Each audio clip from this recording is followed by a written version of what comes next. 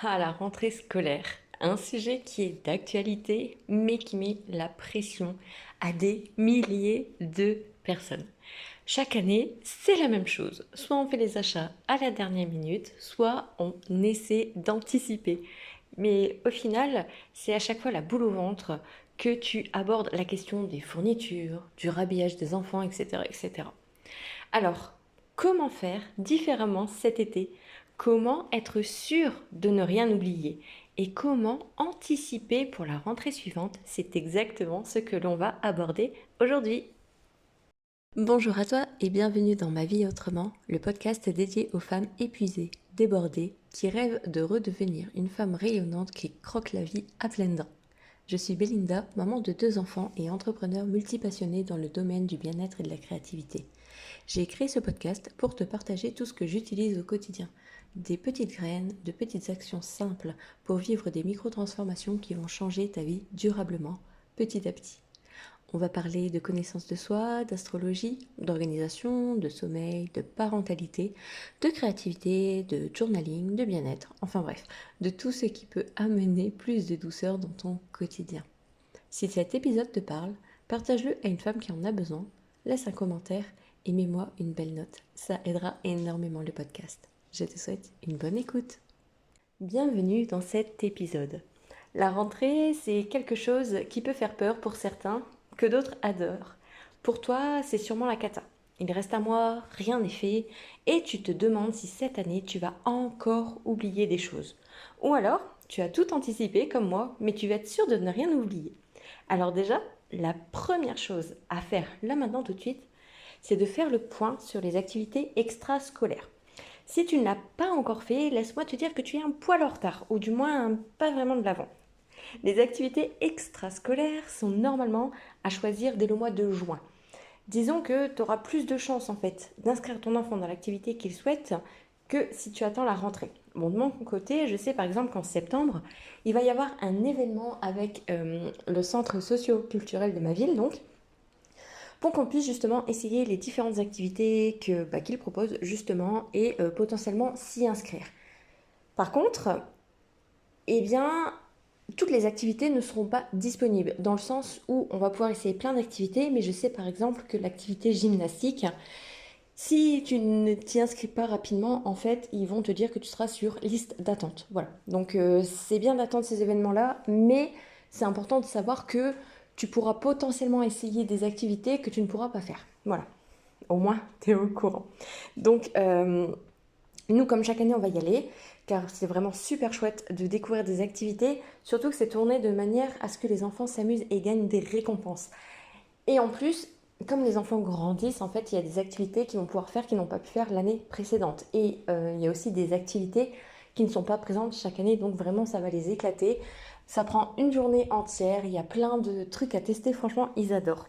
Alors voilà, si vraiment tu sais pas trop, n'hésite pas à demander du coup s'il y a des activités comme ça par chez toi, s'il y a un événement comme ça par chez toi également. Et normalement, il y a la possibilité aussi de faire des essais. Alors je sais pas si en septembre c'est toujours disponible, mais je sais que en juin, généralement ils font une séance découverte en quelque sorte qui te permet d'essayer l'activité et voir si ça plaît à ton enfant ou pas. Moi, ce que je trouve dommage, c'est qu'il n'y ait qu'une seule séance. Alors après, je peux parfaitement comprendre qu'on ne peut pas travailler gratuitement, mais je trouve ça dommage parce que parfois, une activité, enfin une séance, ça va vraiment permettre à l'enfant d'être enjoué, etc. Ils se disent ouais, trop bien, trop bien. Et au bout de 2 3 séances derrière, ils te disent bah non, finalement, j'aime pas, j'ai plus envie de le faire, etc. Et toi, t'as payé pour un an et là, tu te dis mince. Voilà. Donc voilà, je trouve ça un peu dommage qu'il n'y ait qu'une seule séance découverte. Mais voilà, ça peut permettre à l'enfant de savoir s'il aime bien ou non. Voilà, donc t'es pas encore vraiment en retard, mais il est possible que les activités les plus en vogue, comme on dit, soient déjà complètes. Après, il y a tout ce qui est inscription pour la cantine et la garderie. Si tu ne fais pas garder ton enfant, si tu prévois de le faire manger chez toi ou autre, eh bien, t'as pas besoin de cette petite partie-là que je vais aborder. Par contre, si comme moi tu laisses ton enfant à la cantine, c'est important de savoir qu'il faut s'y prendre à l'avance également pour l'inscription de la cantine. Moi, pour ma part, je sais que je dois réinscrire ma fille donc chaque année à la cantine. Alors pourquoi chaque année, je ne sais pas trop, mais je sais que je dois la réinscrire chaque année. Et pour ce faire, en fait, je dois y aller à partir du 15 juin. Donc, enfin, cette année, c'était le 15 juin, par exemple. Et j'ai dû remplir un papier en disant que je souhaitais qu'elle aille à la cantine, donc tous les jours, donc lundi, mardi, jeudi, vendredi, et ce, toutes les semaines, etc. Je sais que je peux annuler les repas en cas de problème. Voilà, je peux annuler les repas si besoin, mais voilà, j'ai pas besoin de penser chaque mois, ah ouais, il faut que je prenne autant de tickets, etc., etc. Il n'y a pas besoin d'y penser. Euh, Après, donc, j'ai dû y aller pour, eh bien, revoir nos informations personnelles, revoir s'il y a potentiellement des allergies, des médicaments, des intolérances quelconques, en fait, et aussi pour montrer le carnet de vaccination, puisqu'il faut savoir que, comme à l'école, il y a des vaccins obligatoires pour aller à la cantine. Bon, c'est les mêmes hein, en soi, mais voilà. Donc, comme en plus ma fille a fait des vaccins comme elle a eu 6 ans, eh bien, il était important de donner le carnet de santé pour montrer que la vaccination était bel et bien à jour. Voilà, donc ça c'était indispensable de le faire. Et ça, il me semble que c'est exactement la même chose pour la garderie, du moins par chez moi, ça se passe comme ça aussi, bien qu'elle n'y va pas, donc voilà, je ne m'en soucie pas trop, mais voilà, donc ne pas oublier de faire les inscriptions pour le périscolaire. Une fois que on a fait ça, maintenant, le plus dur, dirons-nous, et ce que grand nombre de parents détestent, c'est vraiment de faire les achats de rentrée. On nous donne chaque fin d'année une liste de fournitures scolaires longue comme le bras. Et puis on vous dit, ben, en gros, débrouillez-vous, nous on veut tout ça. Alors entre les choses qui n'existent absolument pas, que les professeurs nous demandent, alors on aimerait bien avoir les références pour pouvoir les acheter, parce que ben, des fois, ce cahier n'existe juste absolument pas. Tu demandes à 10 magasins et même à des magasins spécialisés en bureauterie, disent non, ça n'existe pas ça. Donc on se demande où les profs les ont trouvés. Voilà, donc si t'es prof et que tu écoutes ça, dis-moi des fois où vous trouvez en fait ce que vous nous demandez, parce que c'est vraiment très difficile des fois de trouver certaines choses. Mais et aussi en fait les différents choix qu'il y a. Est-ce qu'il faut prendre de la marque? Est-ce qu'il faut prendre de la sous-marque? Est-ce qu'il faut prendre des choses d'action? Bon, alors ça, je le déconseille, hein, clairement, pour les fournitures scolaires, je déconseille vraiment du action. C'est bien pour bricoler, mais vraiment pour que son enfant travaille dans les meilleures conditions possibles, je conseille vraiment de ne pas passer par action. En tout cas, moi, j'y passe pas. Je passe peut-être par les hyper, et encore, je prends pas les marques distributeurs. J'essaye de prendre un petit poil plus. Alors, je prends pas non plus la règle qui coûte 20 balles, alors que celle à 3 euros fait parfaitement le taf. Tu vois ce que je veux dire? Mais voilà, par exemple, pour les crayons d'ardoise, j'aime beaucoup prendre de la marque Velleda, par exemple, puisque c'est une bonne marque qui dure, etc., etc. Voilà. Donc, disons que je choisis les choses les plus importantes. Par exemple, pour les cahiers, je vais regarder le papier. Est-ce que pour moi il glisse bien? Est-ce qu'il a une bonne texture, etc. Alors, adorant l'école, du coup, je sais les papiers que j'aime bien, les papiers les plus agréables, etc. Et donc, je fais en sorte en fait d'offrir eh bien, le meilleur comme ça à ma fille pour que ce soit agréable pour elle. Bon, n'entrant qu'en CE1, j'ai pas de cahier à acheter. J'ai dû acheter un classeur, des porte-vues, je crois. Enfin voilà. Mais j'ai pas eu besoin d'acheter les cahiers encore, mais je sais à quel point c'est une galère de trouver des cahiers avec un nombre de pages bien précis, avec grands carreaux, petits carreaux, une couverture rigide, une couverture souple, une couverture en plastique. Parfois, il y en a, ils veulent absolument des couvertures en plastique. Euh, je sais à quel point c'est la galère, vraiment. Ça fait des années que je fais les rentrées scolaires, donc je le faisais avant pour mon frère. Donc on a plus de 10 ans d'écart. Donc je peux t'assurer que quand il était au collège, c'est moi qui gérais les rentrées scolaires et j'adorais faire ça, clairement. Alors lui il détestait, mais moi j'adorais ça. Et après, ben, je dois m'occuper, c'est de ma fille, donc là je suis contente, bien que pour l'instant il n'y a pas grand-chose, alors bon, ça va très vite. Mais voilà, je sais que j'ai fait tellement de rentrées scolaires que, eh ben, je suis plutôt rodée. Et donc, si tu veux que je t'aide à faire tes rentrées scolaires, n'hésite pas. Je viens de créer un produit qui s'appelle kit rentrée sereine où je viens en fait t'expliquer tout le processus que j'utilise pour faire les achats de fournitures, pour créer un petit stock aussi, pour être sereine et avoir une charge mentale complètement allégée par rapport à ça, parce que les demandes de colle ou de feutre Velleda par exemple au cours de l'année, ça peut être hyper stressant. Et bien là, je peux t'assurer qu'il y aura zéro stress. On va aussi vérifier tout ce qui est dressing des enfants pour pouvoir les rhabiller et qu'ils soient au top niveau vêtements et bien à la rentrée et pas en mode mince, j'ai plus de chaussettes à sa taille par exemple, tu vois ce que je veux dire. Bref voilà, donc tout ça ce sera dans le kit rentrée sereine, je te mets le lien dans la description et on continue donc avec nos fameuses listes de fournitures. Alors, comment je te conseille de faire déjà, c'est de, si tu as plusieurs enfants, venir regrouper au maximum cette liste. Donc, tu as 3 enfants, imaginons. Pour chaque enfant, il te faut des stylos billes des 4 couleurs. Tu sais qu'il t'en faudra minimum 3 de chaque couleur. Voilà, donc il te suffit d'écrire 3 stylos billes noirs, machin, machin. Ensuite, il te faut gomme. Tu sais qu'il en faut pour les 3. Tu écris 3 gommes, etc., etc. Et le fait de regrouper les listes, ça va te permettre dans le magasin en fait, de savoir le minimum que tu vas devoir acheter. Une bêtise, imaginons que il te faut en tout, parce qu'il y a des profs qui demandent déjà plusieurs bâtons de colle par exemple, je sais que moi j'ai dû, dès la rentrée, je dois déjà fournir plusieurs bâtons de colle pour avoir une petite réserve à l'école. Eh bien, si par exemple tu te dis, ok, j'ai 3 enfants, il faut, je vais dire une bêtise, un lot de 5 bâtons de colle, alors vraiment si tu fais ça, tu vas avoir de gros problèmes je pense, parce qu'ils en utilisent énormément de la colle. Eh bien, tu vas prendre un lot de 5, imaginons, et puis une fois que tu seras rentré chez toi, tu vas dire, mince, il m'en fallait 6. Minimum. Voilà. Et donc en fait, le fait de tout regrouper les listes comme ça t'évite aussi de dire ok, bon, je prends une liste, je fais la liste, ensuite je passe à l'autre liste et en fait de courir dans le magasin. Non. Je te conseille vraiment en fait de partir sur des catégorisations de fournitures, donc ce qu'il faut dans la trousse, ce qu'il faut comme cahier, ce qu'il faut comme classeur, ce qu'il faut comme porte-vue, ce qu'il faut comme feuille, donc comme papier, etc. Et en fait, le fait de catégoriser comme ça, tu vas voir que dans les magasins, tu vas gagner un temps fou.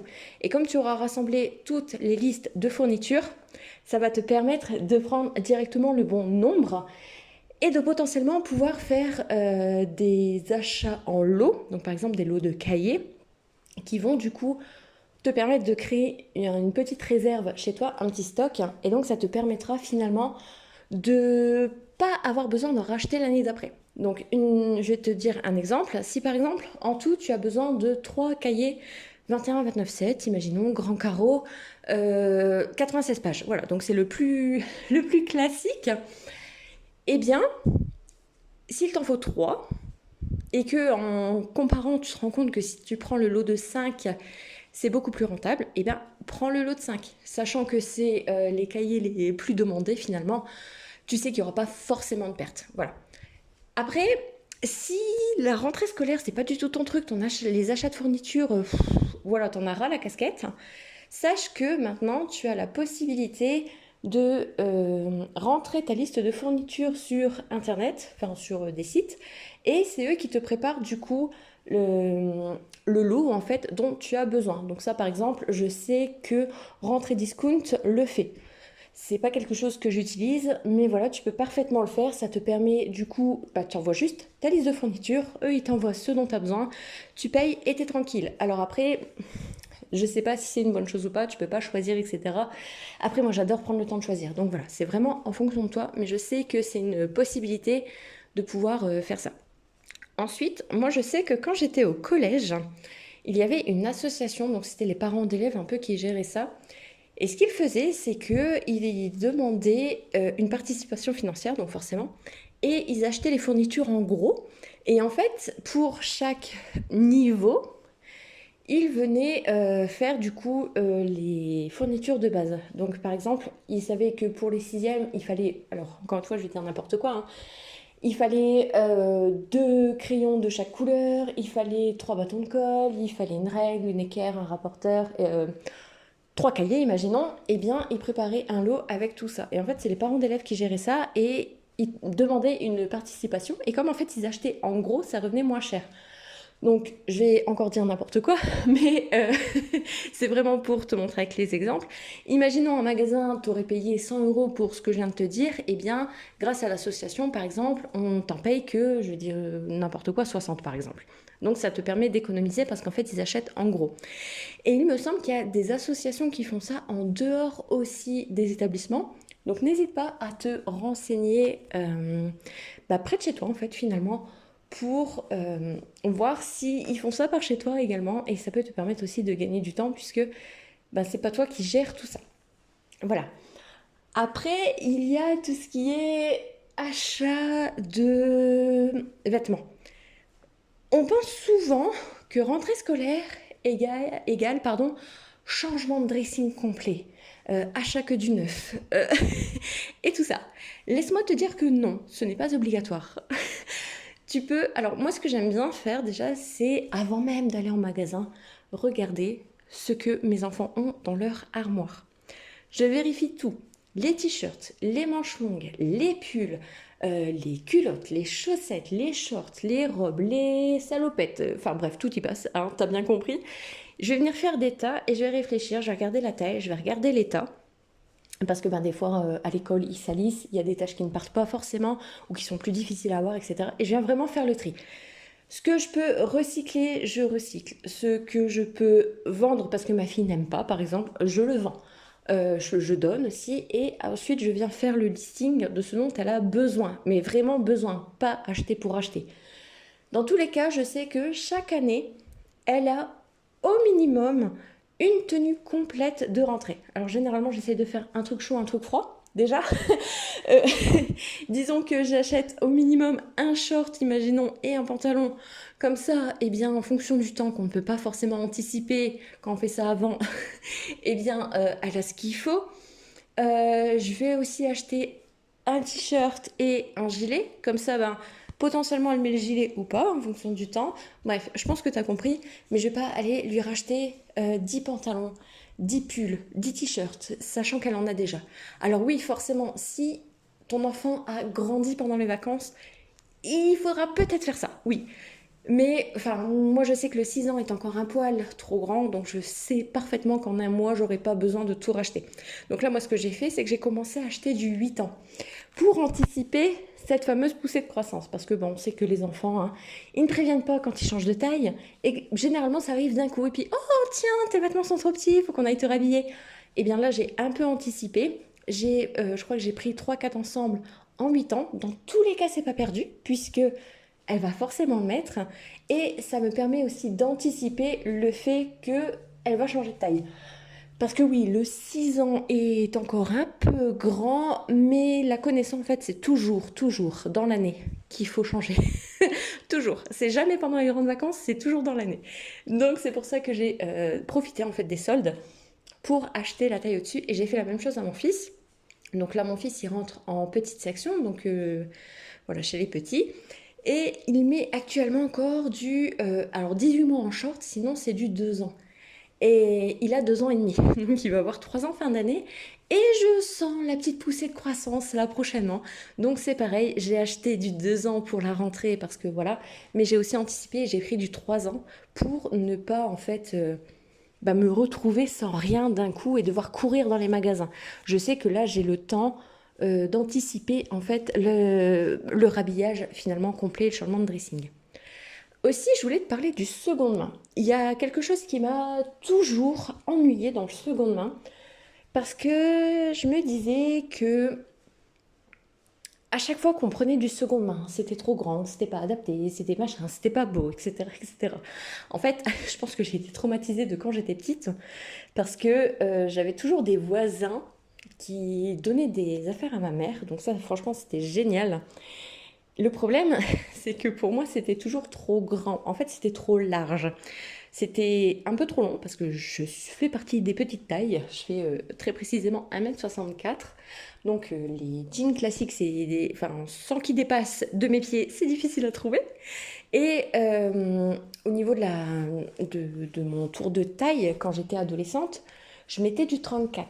Donc il faut trouver du 34 assez petit parce que généralement c'est assez long les pantalons. Et le problème, c'est que généralement, ce qu'on me donnait, c'était du 14 ans, du 16 ans. Sauf que c'est pas du tout adapté, enfin, c'était pas du tout adapté à ma morphologie.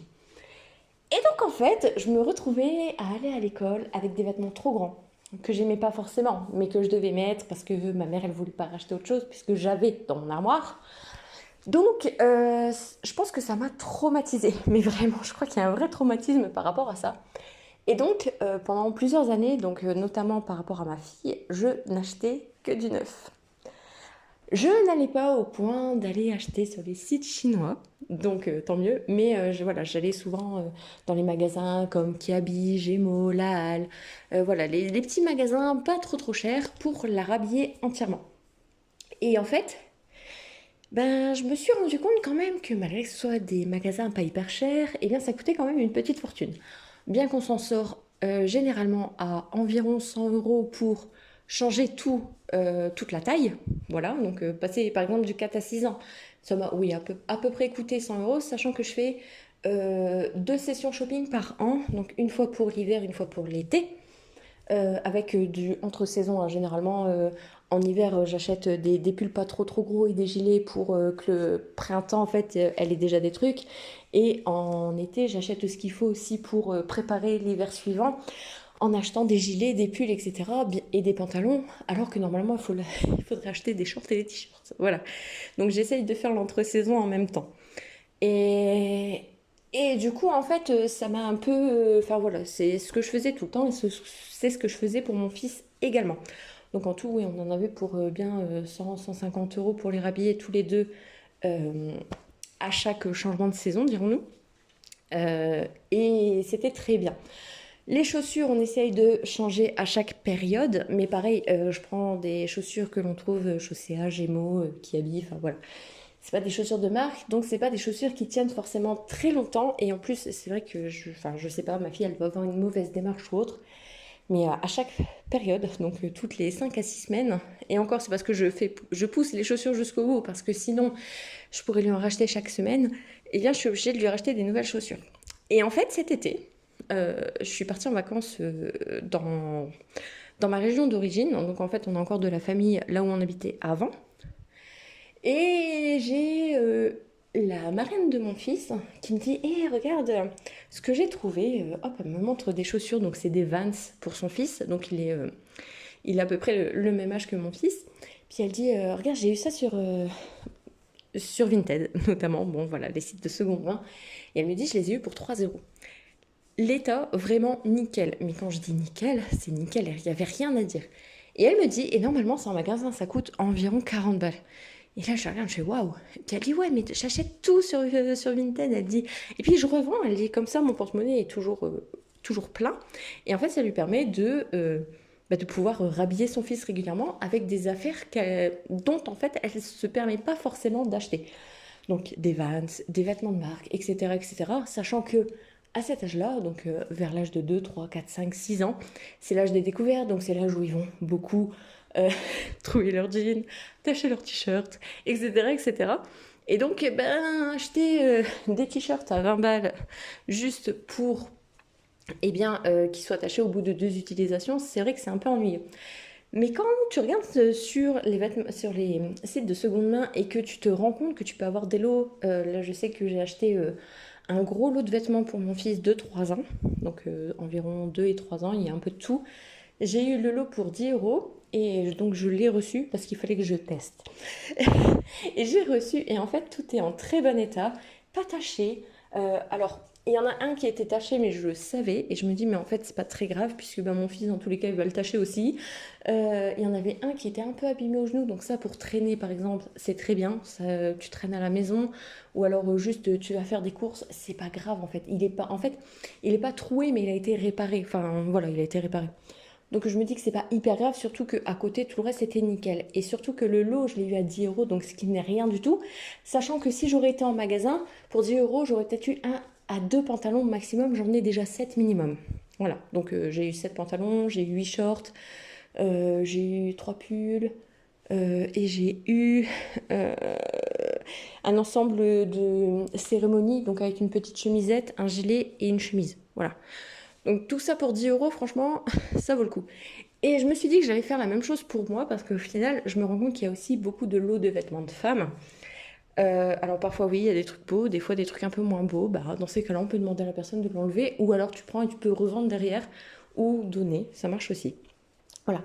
Donc c'était pour te dire que au niveau du dressing enfant, commence pas à vouloir acheter trop, ça sert à rien. Moi je suis partisane du minimalisme dans les vêtements parce que bah, déjà on met toujours les mêmes choses au niveau des fringues, vraiment. Je crois que j'ai deux shorts, j'ai deux pantalons, un collant polaire. Enfin voilà, j'ai vraiment pas grand chose dans mon armoire et je m'en sors sans problème. Sachant que les shorts, je les mets durant 2 3 jours parce que généralement ils sont pas sales. Les pantalons pareil. Bon, bien sûr, j'ai plus de sous-vêtements parce que bah, ça se change tous les jours. Mais voilà, j'essaye de faire des économies d'eau, de lessive, etc. en gardant plusieurs jours les mêmes affaires. Alors attention, je vais pas abuser non plus. Si j'ai beaucoup transpiré, le t-shirt, je le mets qu'une journée. Voilà. Il faut faire la part des choses aussi parce que j'ai déjà vu sur les réseaux, par exemple, des personnes qui disent ouais, faut pas laver son jean pendant, je vais dire une bêtise, mais 50 jours. D'accord, mais moi j'ai un enfant. Si mon enfant vomit dessus, enfin régurgite, parce que bah, quand ils sont tout petits, les bébés, ils régurgitent beaucoup. Si mon enfant régurgite sur mon jean, comment je fais? Je passe un coup d'eau et c'est tout, sauf qu'il y a l'odeur quand même. Bon voilà, faut savoir faire la part des choses. C'est si t'as pas d'animaux, si tu salis pas, etc., etc. Voilà. Mais, euh, mais voilà, je suis partisane pour les enfants, généralement, je change tous les jours parce que dans tous les cas, ils sont sales quand ils rentrent. Donc je lave leurs habits régulièrement et ils changent tous les jours. Mais nous, étant adultes, on sait faire attention. Donc ça ne me gêne pas de porter mon haut ou mon bas pendant plusieurs jours. Et donc j'ai pas besoin d'avoir autant de vêtements. Pour les enfants, c'est exactement la même chose. Je sais que je tourne à 2 à 3 machines par semaine.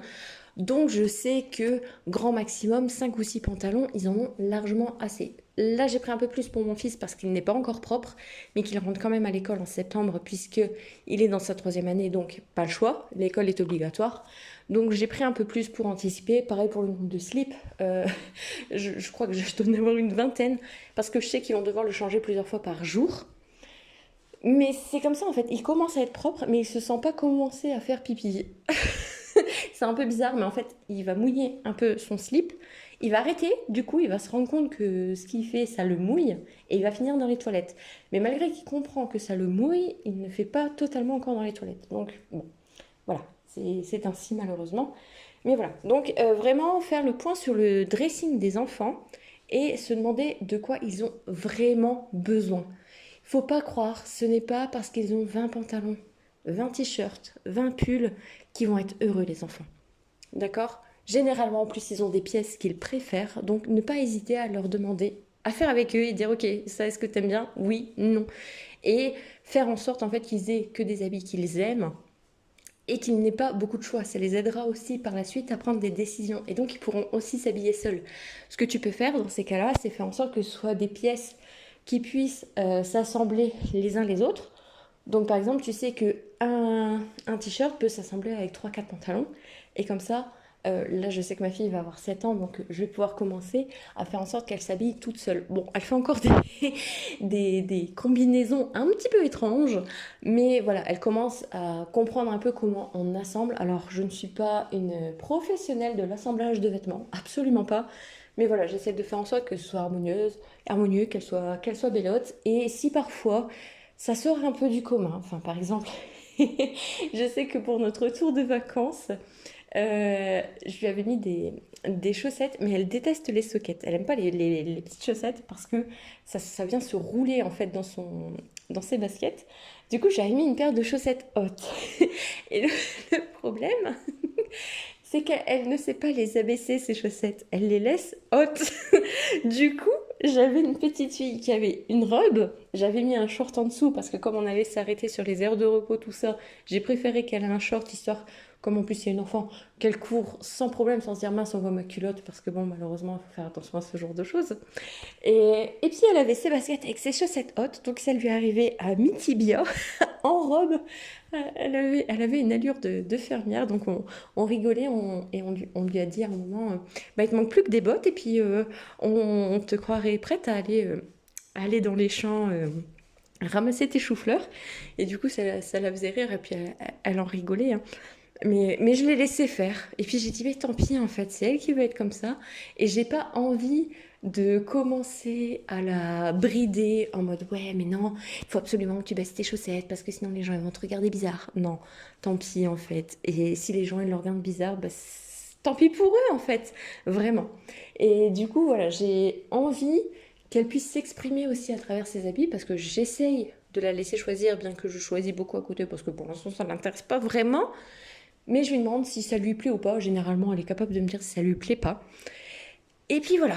Et du coup, ça permet aussi de faire le tri, de vendre et potentiellement de récupérer de l'argent qui, dans tous les cas, eh bien, dort finalement. Puisque si l'enfant ne met pas l'habit, eh bien, ça dort. Voilà. Donc, le dressing, c'est vraiment quelque chose qui est important aussi de vérifier quand on fait les rentrées scolaires pour pouvoir eh bien, rhabiller les enfants. Ensuite, j'avais envie de te parler, par exemple, de l'allocation de rentrée scolaire. Je sais que c'est un sujet qui fait débat.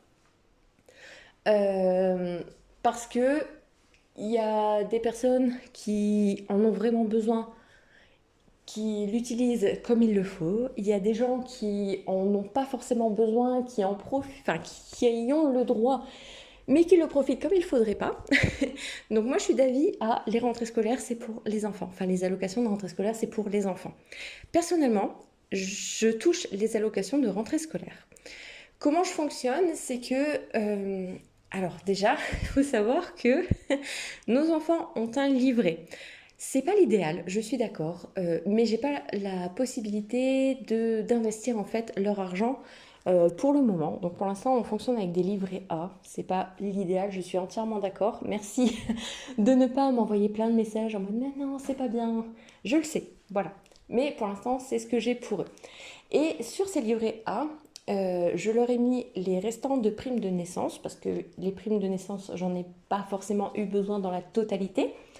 Ça m'a permis de les rhabiller au fur et à mesure, dans le sens où, ben, en fait, à la naissance, on achète du naissance un petit peu, enfin très léger, on achète du 1 mois, du 3 mois, et après, en fait, tout ce qui est mobilier, etc., on peut prendre du seconde main. Nous, il y a pas mal de choses qui nous ont été offertes, donc il y a beaucoup, en fait, de la prime de naissance qu'on a pu garder et qui nous ont aidé par la suite à rhabiller donc notre fille, etc., lui acheter tout ce dont elle avait besoin, acheter les meubles pour quand elle grandit, donc par exemple la chaise haute quand elle a commencé à manger ses petits pots, etc.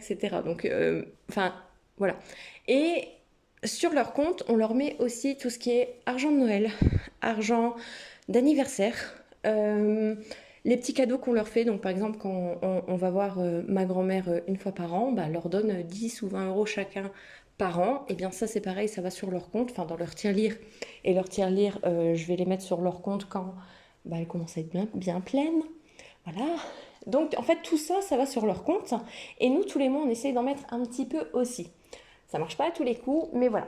Et on sait que quand on a une grosse difficulté, il y a potentiellement le compte des enfants qui peut nous aider, bien qu'en fait on n'en a pas encore eu besoin, et c'est tant mieux. Et en fait, les allocations de rentrée scolaire, eh bien c'est pour mes enfants, c'est pareil.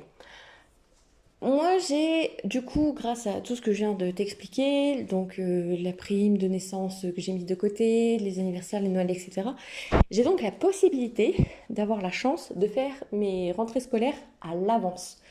Donc en fait, je vais aller dans les magasins, acheter les fournitures donc dès début juillet pour eh bien, être tranquille avec ça. Et donc en fait, je sais que là par exemple cette année j'en ai eu pour 150 euros cartable inclus, donc fourniture scolaire, les cartables pour les enfants inclus, peut-être même moins. Bref, voilà. Donc pour les deux enfants, j'en ai eu ouais, pour 150 euros, on va dire. Et ben, je sais que ça a été retiré du compte de ma fille, les 150 euros, parce qu'elle va les récupérer en fait en août. Voilà. Euh, Ensuite, on a profité de l'extension de soldes. Donc, on a eu alors la chance, je sais pas si c'est une chance, mais avec la canicule, en fait, ils ont ajouté une semaine de soldes supplémentaires. Et donc, on a profité de cette semaine supplémentaire pour aller les rhabiller. Donc, comme je te disais, j'ai pris du 6 ans et du 8 ans pour ma fille et du 2-3 ans pour mon fils. Eh bien, c'est pareil, cet argent-là va sortir du compte de ma fille, enfin, est sorti du compte de ma fille. Donc, on en a eu pour, je pense qu'en tout, pour leur rentrée scolaire, on en a peut-être eu pour 250, peut-être, 250 euros. Sachant que j'ai pas encore les chaussures pour ma fille, donc on sera sur du 300 euros, je pense. Et donc, cet argent-là, donc, que j'ai enlevé du compte de ma fille, elle va le récupérer au mois d'août. Donc là, je sais que cette année, j'aurai que pour ma fille, puisque mon fils rentre juste en maternelle, donc on n'a rien pour lui. Mais du coup, j'ai pour ma fille, je sais que c'est 426 euros. Donc les 426 euros vont aller sur son compte. Bien sûr, les tickets de caisse sont gardés, donc des magasins, etc.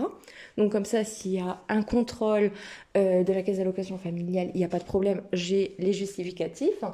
Et en fait, le restant me permettra de payer les chaussures tout au long de l'année, de payer les surplus de fournitures qu'il faudra, parce que là j'ai fait un stock de colle, de feutres pour ardoises, etc., etc.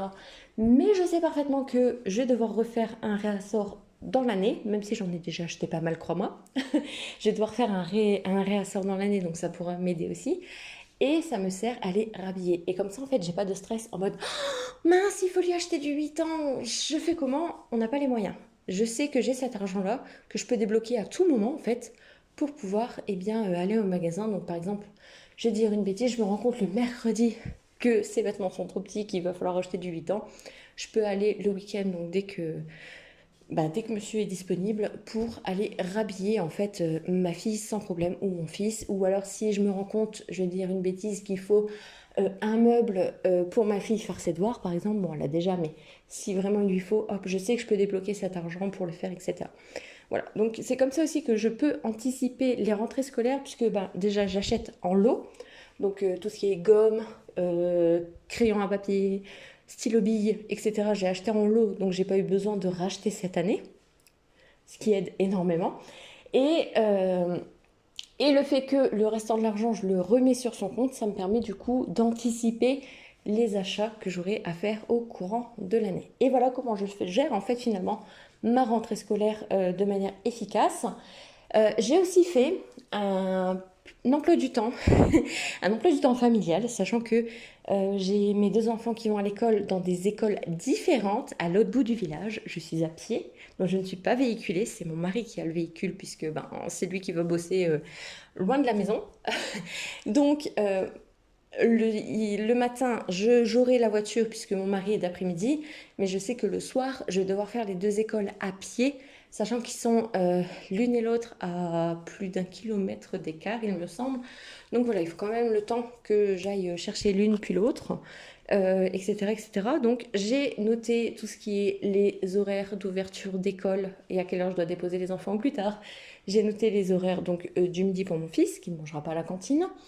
J'ai noté les horaires du soir, donc je sais que je dois d'abord aller chercher ma fille puis mon fils. J'ai aussi, je vous conseille aussi de noter tout ce qui est activité périscolaire et activité extrascolaire. Donc comme ça, on sait exactement quand est-ce qu'il faut y aller, à quelle heure c'est, etc., quel jour c'est, etc., etc. Donc vraiment avoir un planning type, je dirais, de la semaine avec école, machin, chercher X, chercher Y, chercher Pierre, chercher Paul, euh, foot, tennis, etc. Et comme ça, en fait, moi, je le mets sur le frigo et ça permet comme ça, en un clin d'œil, de savoir, donc que ce soit moi ou mon mari, à quelle heure c'est telle chose. Voilà. Et pour la gestion un peu plus quotidienne, on utilise un frigo bloc, donc notamment pour les vacances, etc. C'est vachement utile pour savoir quand est-ce que c'est. Pour les activités, on peut parfaitement mettre, tous les mercredis, on prend le temps d'écrire frigo bloc, sur le frigo bloc, tennis, machin, le mercredi. Hop, et puis on fait ça pour tous les mercredis. On peut prendre le temps de faire ça, ça fonctionne aussi. Bref, voilà comment je gère ma rentrée scolaire. Donc vraiment, j'anticipe grâce au fait qu'on ait mis de côté. Je profite pas en fait qu'il me reste on va dire 150 euros de rentrée scolaire pour acheter autre chose. C'est vraiment quelque chose qui revient aux enfants et que je peux utiliser tout au long de l'année justement pour eux. Je trouve que c'est assez difficile comme ça de vivre au quotidien, surtout que on n'a pas tous la possibilité de pouvoir s'offrir tout ce qu'on veut sans regarder, on va dire.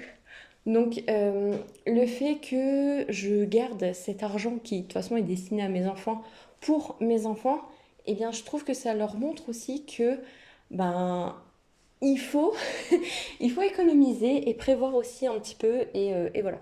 Je dis pas non plus que je suis un exemple parfait de la gestion financière ou la gestion quotidienne, mais ça c'est vraiment quelque chose dont je suis fière. C'est vraiment d'avoir ce qu'il faut de côté pour, dès qu'ils ont besoin de quelque chose, les enfants, que je puisse leur donner tout de suite. Voilà. Eh bien écoute, j'espère que cet épisode t'a plu, que tu as appris des choses. N'hésite pas si tu as besoin que je t'aide pour la rentrée scolaire, n'hésite pas à t'offrir le kit rentrée sereine. Donc je te rappelle un petit peu ce qu'il y a dedans. Il va y avoir tout ce qu'il faut pour gérer la liste des fournitures. Donc on va venir voir ce dont tu vas avoir besoin, ce que tu as encore en stock, comment prévoir ton stock, comment préparer du coup les sacs, comment faire dans les magasins.